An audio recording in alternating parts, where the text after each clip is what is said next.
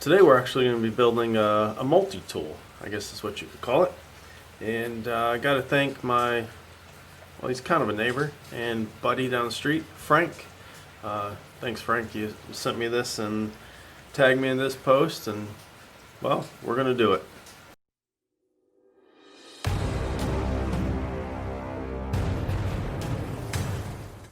And it's for this really cool multi-tool.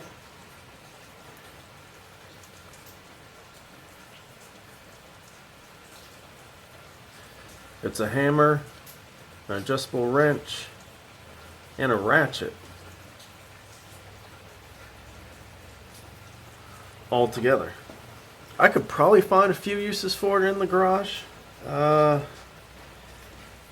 It might be one of those cool little conversation pieces, but Frank says that he could use it. Cool. Well, thank you for posting or tagging me in that post, Frank, and to say thanks and give me an idea for some content, I'm going to weld this up and I'm going to give it to you. Let's do it. I went ahead and went to Harbor Freight. I picked up their 16 ounce, they call it the rip hammer. I also went ahead and picked up the 12-inch steel adjustable wrench. Felt like a good size, and the handle length was comparable to that of the handle length of the hammer, so we should get the same kind of power with it.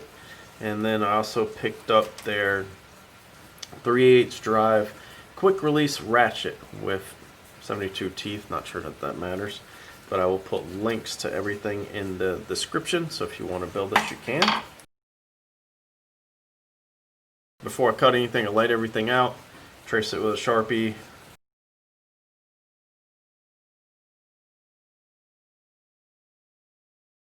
Next step, I cut the adjustable wrench, and these were just rough cuts on the bandsaw.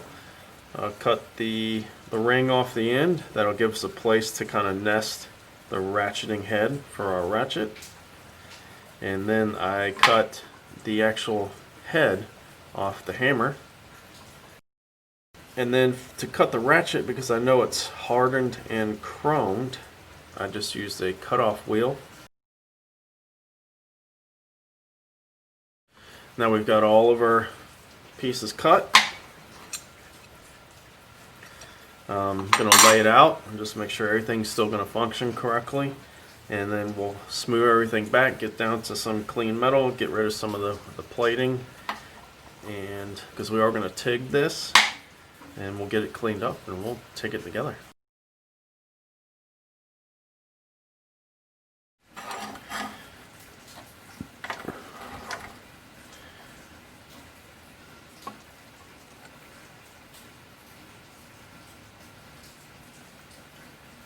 Now it still gives us roughly a 90, which was what we had with the hammer. So no weird angles or anything. So that'll weld there, and our ratchet head will fit down in there where I cut the ring off. So I'll grind this back so it fits a little bit better in there.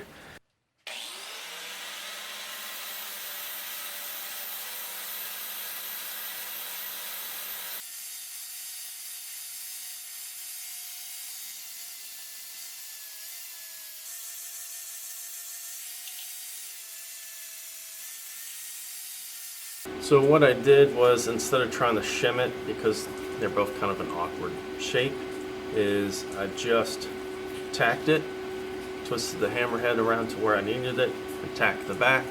And once I was happy with it, I just did a fusion pass down in the bottom of those fillets, and that kind of got the core of it tied together. So now what I need to do is, and once it's cooled, I'll make a couple TIG passes on it and fill that in, get a nice transition, and then the rest of the transition work will be done with the angle grinder and just kind of smooth it all out.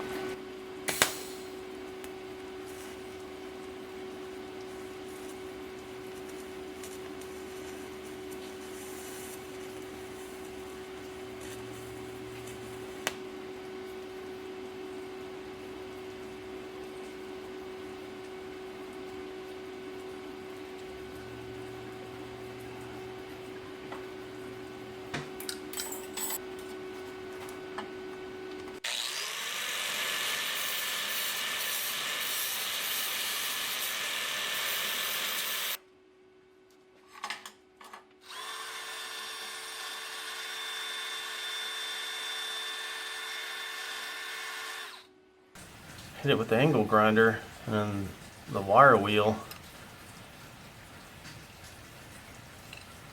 So I might just hit it with some fine sandpaper to get rid of some of the grinding marks, and we'll take it down to them. And it all does still work. So yeah, let me polish it out just a little bit.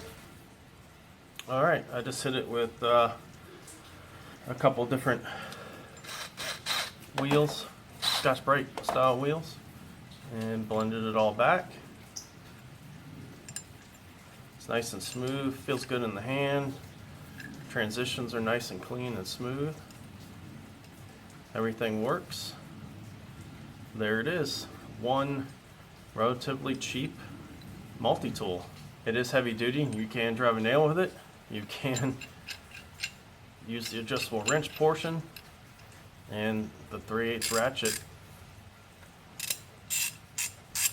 is still fully functional and works. That was pretty sweet.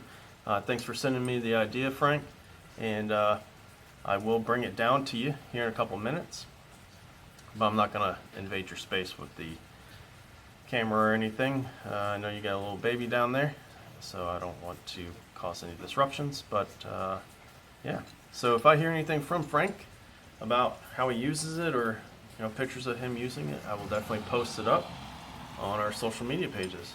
But there you go, real quick. That's one tool in the toolbox instead of 3.